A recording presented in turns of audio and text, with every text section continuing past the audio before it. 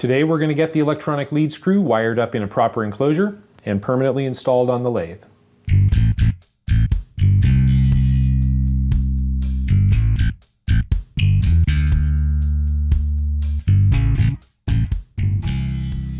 Welcome back to Cloud 42, I'm James. This video is a part of my series on developing an electronic lead screw for my lathe. If you've been watching the videos, you've seen the design and prototyping process, and now many of you have purchased PC boards so you can install one on your lathe. So it seems like it's about time for me to get everything installed in a proper electronics enclosure and permanently mounted on my own lathe, so I can use it. This is the enclosure that I'm going to use for the electronic lead screw electronics, and you can see it's a fairly large one, but that's because I've got some extra stuff that I want to put in here that's not strictly related to the electronic lead screw. More on that in a minute. So this is a box made by Hammond Manufacturing. This is called a NEMA Type 1 enclosure, which means it's going to protect the contents from, swarf from the mill and the lathe actually landing on them and making contact. It's not dust proof, it's not waterproof, it's not weatherproof. This is just a NEMA1 enclosure for use in indoor locations. This one's a CHKO 18-12-6, which means it's 18 inches high, 12 inches wide, 6 inches deep. They make these in all different sizes, and these CHKO series Hammond boxes are actually really inexpensive. I think this one's about $35. The smaller one that I used for the VFD enclosure for the lathe is only like $25. And I'll put a link in the description for where you can find these. Now, I've gotten a little bit of a head start trying to lay out all the components in here, and I've already marked and drilled and tapped holes in the back for mounting it. But let me show you what needs to go into this box. First thing we need is power supply. This is a 48 volt DC power supply. This is way overkill for what I need. This is actually a 10 amp 48 volt switching supply, which is, again, way more than is needed, but this is one that I had in my CNC mill before I replaced it with a larger toroidal unregulated supply. And this will fit here along the side. And then, of course, we need the servo driver. This is the KL5080H that comes with the hybrid servo that I'm using, and we'll mount that right here. And then we've got the ELS system. This is the launch pad board, and then the little ELS board sits on top. Do I have one handy? Here's one. So I can stick that on there. And what I've done is I'm going to mount all of this stuff, all the miscellaneous electronics, I want to mount on DIN rail. If you haven't worked with DIN rail before, this is DIN rail. It's just a piece of channel with little flanges on it that electronic components can mount to. And you can mount all kinds of stuff, fuse blocks, terminals, relays, contactors. You can mount VFDs to it. Pretty much anything that you're going to find in an industrial enclosure will come with a DIN rail mount, which is just a little dovetail that will latch onto DIN rail.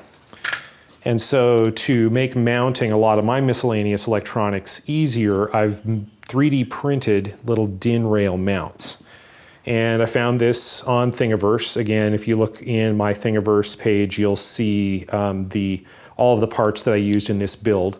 And this is just a little 3D printed extrusion that has the right shape to lock onto the DIN rail and snap down. And then you can, from the top, put in a screwdriver and pop it loose.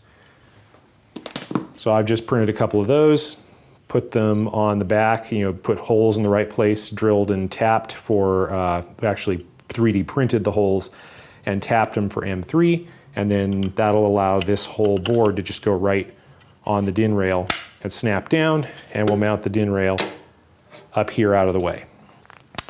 Then you've already seen this. This is another DIN rail with some miscellaneous electronics on it. I've got a fuse holder for input fuse protection, a couple of sets of terminal blocks for distributing the 110 volts to the various components in here.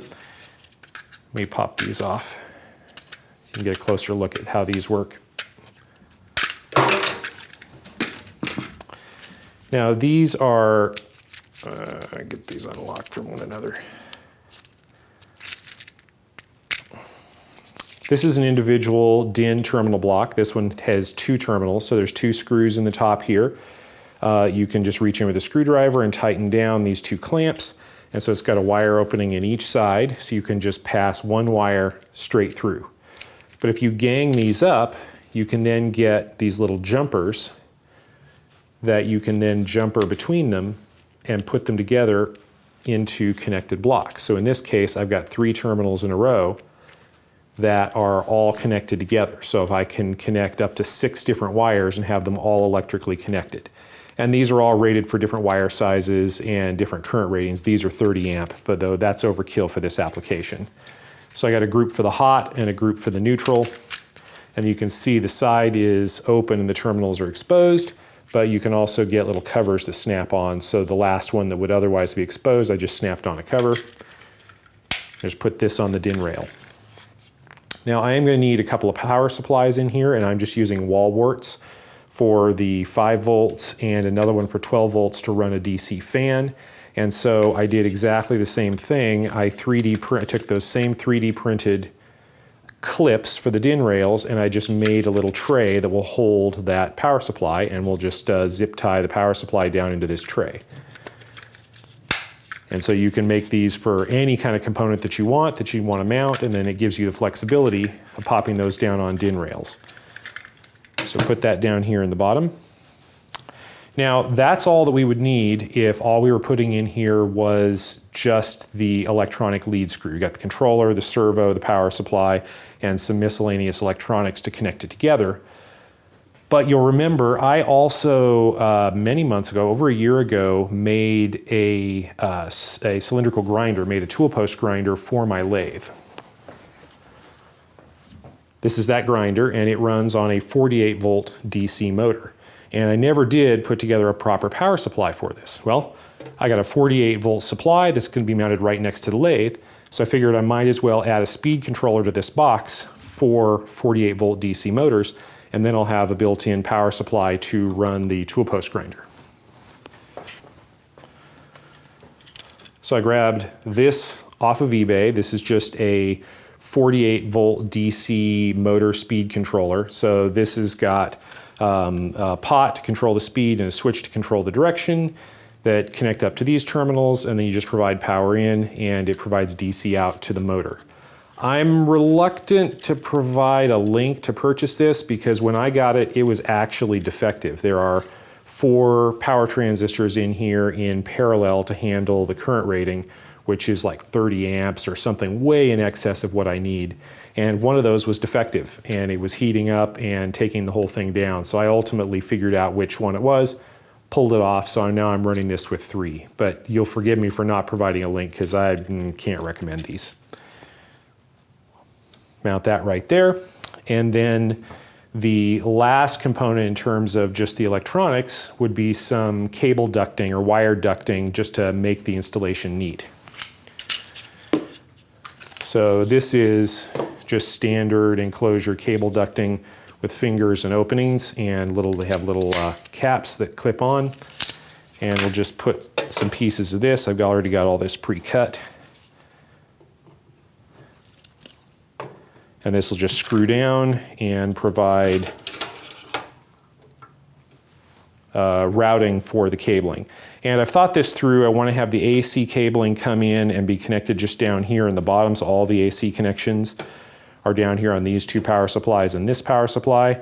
The DC power can come up to here for the 48 volt for the motors, and I'll have one of those route out this direction to the back of the case where it's going to be mounted on the lathe to go to the servo motor, and then a connector on the front for the tool post grinder.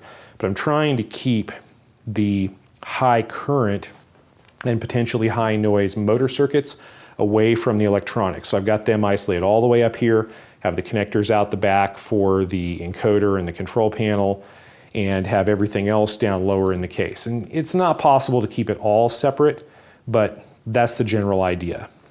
Now, of course, to connect all of this to all of the external components, the control panel, the servo, the motors, power supply, we've got to make connections to penetrate out through the box. And this box has knockouts. You can see the ones along the top here. And these knockouts are designed for an industrial environment where you're going to be running conduit in and out for power. That's not what I'm doing. I'm generally going to be connecting cables or mounting connectors on the case. And so you generally, in this kind of environment, would want to use a cable gland just to seal it off so you don't get chips inside the box or dust or anything else that you don't want in the box.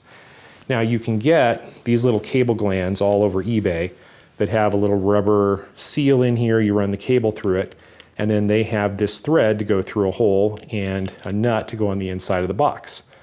Of course, these are all metric sizes that do not correspond to standard imperial conduit sizes or standard conduit sizes that are going to be in these knockouts. So what do? Well, I have a 3D printer. So I designed and 3D printed some adapters. So you can take these cable glands, and I've got a thread on the inside of this. So you can just thread that in, screw it down, and then this adapts it to a larger size thread that is appropriate for a standard conduit knockout. And then I've got a nut that's also 3D printed that fits onto that, so you can adapt one of these cable glands that are really, really cheap all over eBay to a standard knockout in an enclosure like this. And you can make them all different sizes. So I've got ones for the larger 1.25 inch. I think this is for a 3/4 conduit. And then I've got some for 1 inch and 1/2. I just designed up a set of these for the standard conduit sizes. But as long as you're going to go to this trouble, for example, for the power input, and as long as I've got this much space to work with on one of these big knockouts, why not do something more specific? So here's another one that I designed and 3D printed, and this has a rectangular opening on the inside that is the correct size and has the correct mechanical features for an IEC power inlet. So here's one that I have already snapped in. So this is just a 3D printed adapter with the proper nut to go into a knockout hole with an IEC inlet receptacle snapped into it.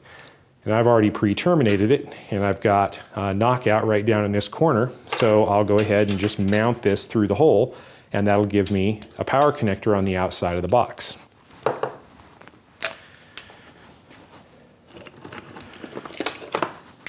For all the connections that need to go on the back up here to go out to the control panel, the servo motor and encoder, and the spindle encoder, I 3D printed a little plate that has all of the appropriate connectors. 8-pin round connector, locking connector for the control panel, 9-pin for the encoder for the spindle, and then the standard 15-pin for the servo encoder, and then 4 pins for the servo motor, even though it's only got 3 wires in this particular case. Now, if you look at this, you can see I've got it labeled, encoder, control panel, servo. And in this case, this is a 2-color 3D print. So this is printed in 2 colors of plastic, and those labels are actually printed into the part. They go almost 1 millimeter into the plastic solid. So they won't rub off, they can't rub off. It's actually a different color of plastic embedded in the part. And this is printed with a double extruder on my 3D printer.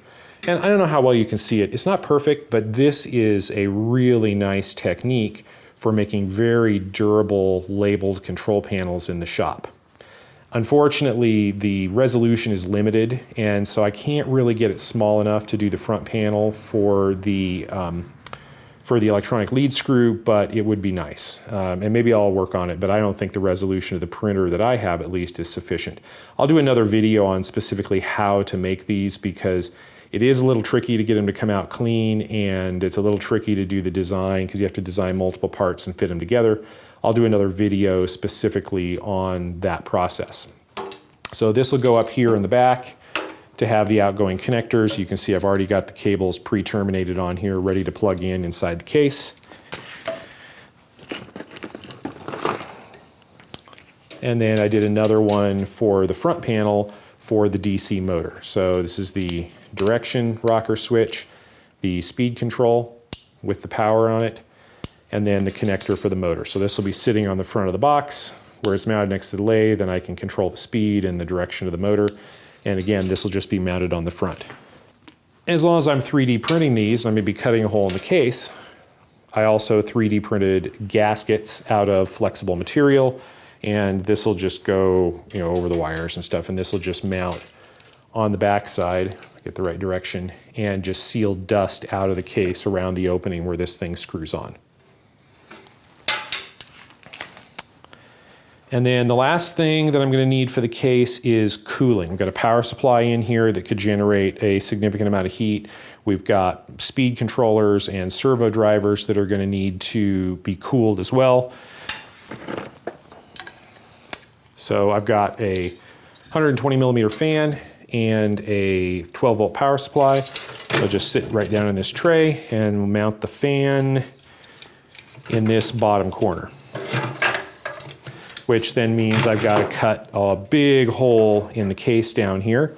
And then I've bought some fan filters to go over this. So this has got a foam filter.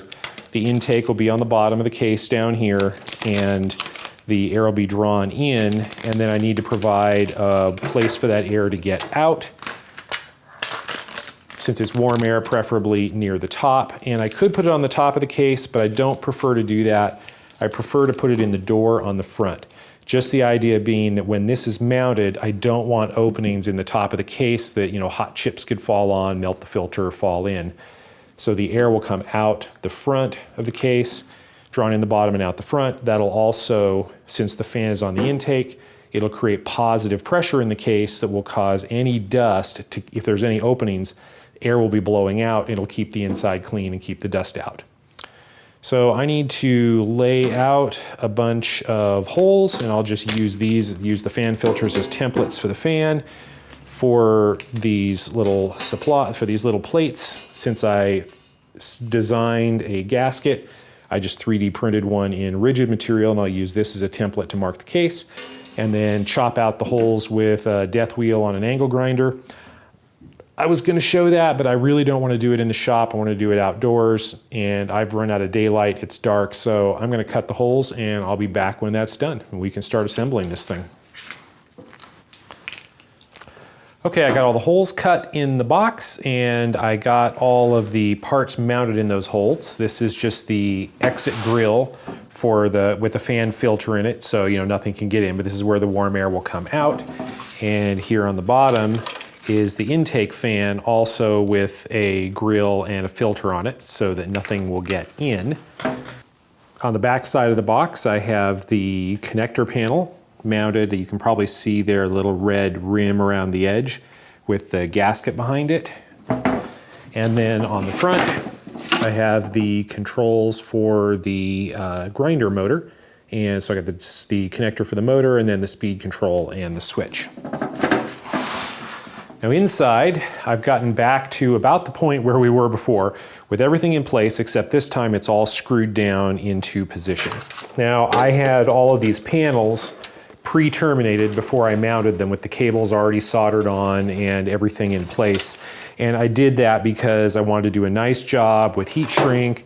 I wanted to get labels on everything, and that was much easier to do on my workbench, my soldering bench inside. And so I did that there. And so now we just need to get everything strapped down and wired up. First thing I'm going to do is zip tie down these power supplies. This is the 12 volt DC power supply for the cooling fan. And that just sits in the tray there. And cinch that down. If you haven't seen one of these before, this is a zip tie installation tool, and it just has a little claw here. When you squeeze it, it pulls the zip tie, and then when the tension is tight enough, it has a little blade up here at the front that just cuts it off. So now that I have the zip tie looped around the power supply down here, I can just put this on, and just like that, it's tight, and the little end's been clipped off. And it's all to the correct tension, so that's not going to go anywhere. Here's the 5 volt DC supply for the electronics. And I'll throw that in here. Okay, those are both mounted, and you can see I've mounted them so that the blades with the AC power are towards the bottom of the box, and the DC power is towards the top of the box, so that so I can keep those two power domains separate. Now, there is one set of things that I have already routed, and that is for this motor controller. I've gone ahead and routed the wires from the panel just because they go onto screw terminals that are on the side of this unit, and it was a lot easier to connect those before I screwed it down to the base plate in here. So that's already routed nice and neat. And the only thing I have coming off of that is the 48 volt DC power and the safety ground. Now, I think I'm going to start in the box here with the safety grounds. This box does have a safety ground point up here, and I'm going to star wire all the grounds back to that. So I've got the ground for the motor for the grinder, and I'm going to go ahead and route that through the ducts all the way around up to that point. I have the incoming ground here, and I'm going to route that up the back here to that same point, and then I need a ground wire for this power supply because it has a ground input line. And here's that. And we'll just route that through here as well. Next thing I'm going to do is bring the 48 volt power from here around and connect that up to the power supply. Okay, and since all this down here is flapping in the breeze, I'm going to go ahead and connect up the AC power. Okay, the hot wire line goes to the fuse holder, and then I've got a jumper from the other side of the fuse holder to the terminal block. That's connected to the terminal block, and then I'll go ahead and hook the neutral to the second set of terminals. Okay, so we've got the ground connected.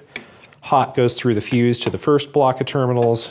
Neutral goes directly to the second block, and now I can hook up power for the wall warts here.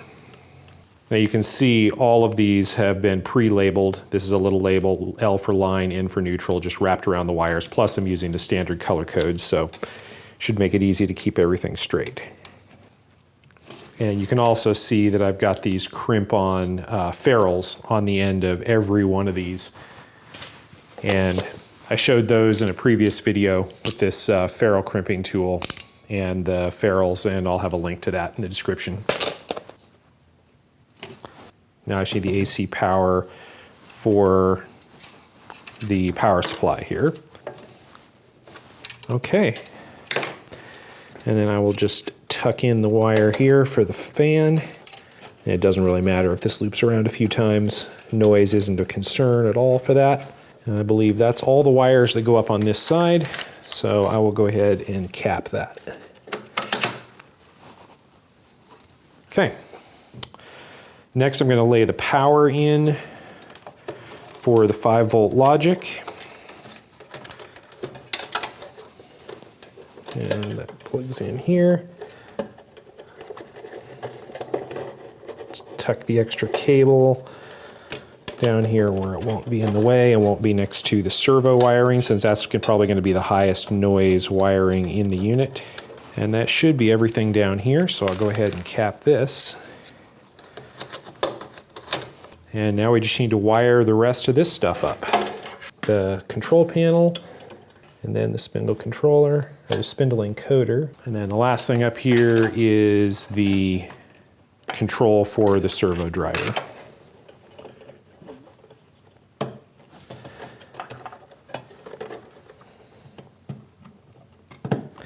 And then we've got the power here. This is the output for the motor, and then this is the power input for the servo. Lay that in here.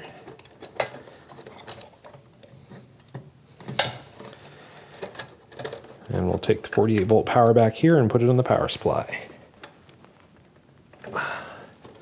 And then this is the cable for the spindle encoder, or excuse me, the servo encoder. And of course we'll tighten the screws on that. Don't want that flapping in the breeze and coming loose. Okay, I think that's it. We do have the servo driver cables coming down here to the servo, but those are high impedance driving LED optocouplers, so those are not noise sensitive.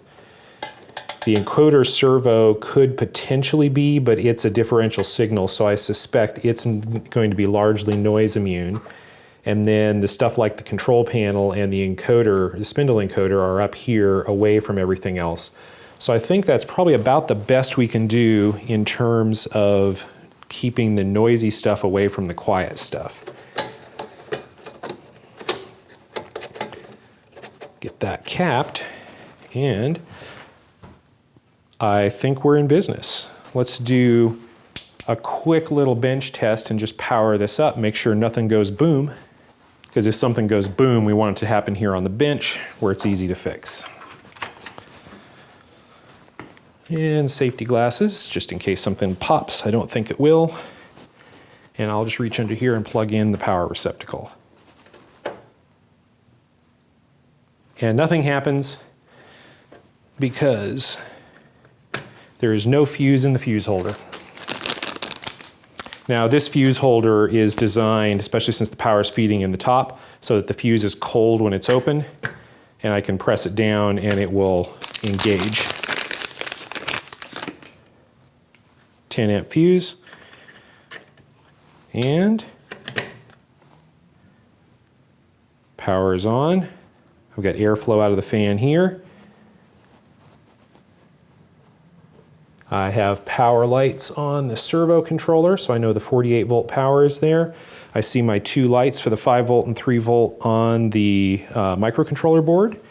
And now let me see if I see a light when I turn on the DC motor controller. Yep, I get a light from that, so I will unplug it. Initial bench test complete. Nothing goes boom. Minimum speed, forward, and that works. Now I've got the servo here, and there's one thing I want to point out. A number of people have had some trouble with these servos. This is a hybrid, this is the hybrid stepper motor that came from, this one I got from Automation Technology. This is the link that I've been providing for this particular servo. It's a KL23-2N1000. And it comes in a set with the servo motor and the controller. The cable, it comes with just the short cable that's on the motor from the factory, and then it comes with an extension. And a number of people have attempted to wire their systems without using this extension and have found that it does not work. And the reason is because this is not a straight through cable. This cable actually is cross-wired, and it has special wiring in it so that it's crossing over the pin out here to the pin out that's required on the driver inside. Now I've wired from my connector here on the back straight through, so I still need this cable. Plug that in, and I've put an extension on the motor wires and gone with a little 4-pin locking connector for that. Plug that in, which I'll plug in here, and then I have the control panel. So if I power this up now, the control panel should light up and we should have a live electronic lead screw.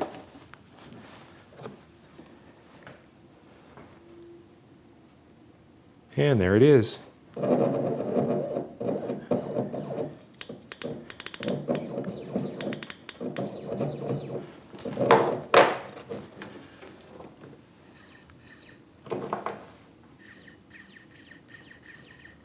Okay, I think the wiring is complete, and now we can just go throw this thing on the lathe. Oh, by the way, the reason there's no power here and it just comes on when I plug it in, the reason I've done no power switch is because I've arranged when I wire this up on the lathe so that this cable, I have a cable that comes from the speed control box so that when I power up the lathe and power up the VFD, the contactor powers not only the variable frequency drive, but it also powers up this box as well. So it'll all be switched automatically with the controls on the front of the lathe.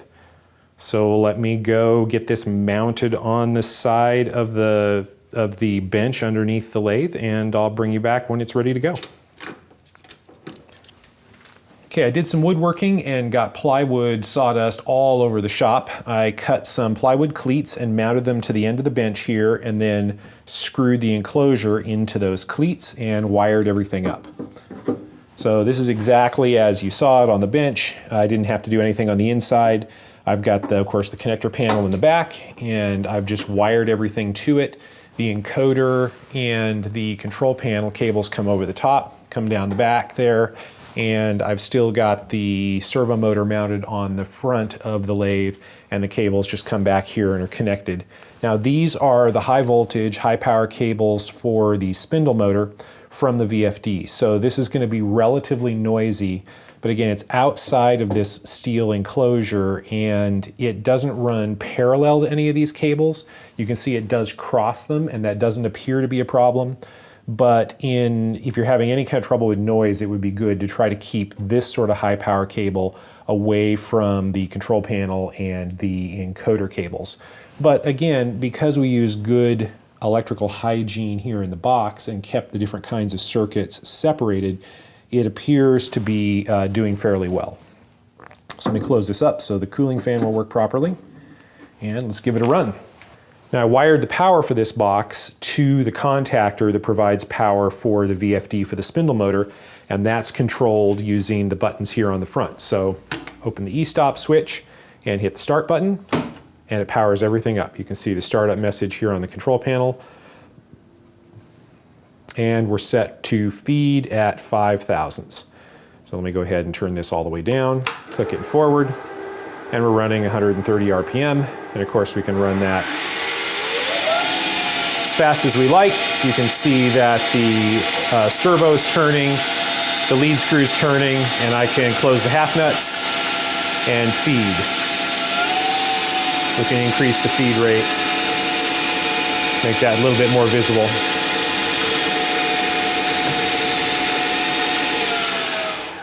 So that's the electronic lead screw. And you'll note that everything here is working. I kept the cables as short as I could practically. In this case, I'm actually just using a chunk of stranded Cat5 cable for the control panel. And this isn't even shielded, but I did wire it up so that I am using all the twisted pairs. So all of the signals and the power are in twisted pairs, each in a twisted pair with a ground wire that's connected as the ground at the end at the electronics enclosure. And so that provides some measure of noise immunity, though of course it's not as good as a shielded cable would be. But that does seem to be working. I'm not having any trouble. Again, keeping the cable short, I really wasn't expecting to have any trouble. I've also got the grinder mounted here on the tool post, and I've just connected the cable to the power outlet here on the front. Can switch that to forward and switch it on, and I've left the outer portion of the guard off just so you can see the wheel turning here, and I can just turn that on, power up the grinder. So that's running from the same 48 volt power supply that's used to run the feed, and of course I can run everything at the same time, which would be the whole point. Close the half nuts, we can feed the grinder.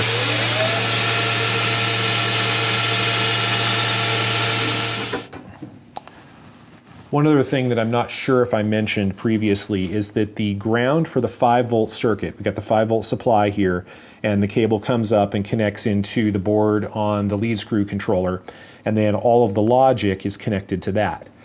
The 5 volt ground is not connected to anything else. It's floating. It's not connected to the safety ground, and it's definitely not connected to the negative side of the 48 volt power supply.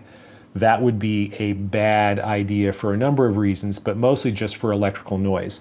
Both the controller for the grinder motor and the controller for the servo are both using chopper drivers and generating high frequency transients, and we want to keep that as far away from the logic circuitry as we can. Best case, that's just going to cause the control panel to be intermittent. But worst case, it's going to reset the microcontroller and it's going to mess up the feed in the middle of a thread and damage a part. So keeping those things completely separated and not having a common ground between the logic and the power for the motors is just a good idea. Well, I'm happy to finally have the electronics in a proper enclosure that can protect them so they can survive shop life. I have had the PC board connected up here when I want to use the lathe, just sitting out in the open, and chips have been landing on the PC boards, and it's not a good situation. So I'm happy to finally have this thing in a proper enclosure.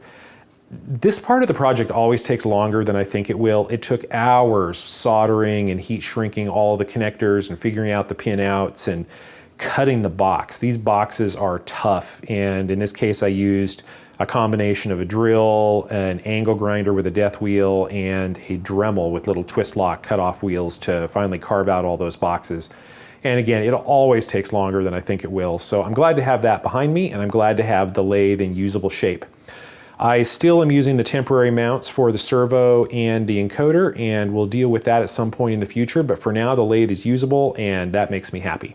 That's all I have for you today. If you're enjoying these videos, please give me a thumbs up. Feel free to subscribe to the channel and leave me a comment. I'd like to know what you think. Thank you for watching.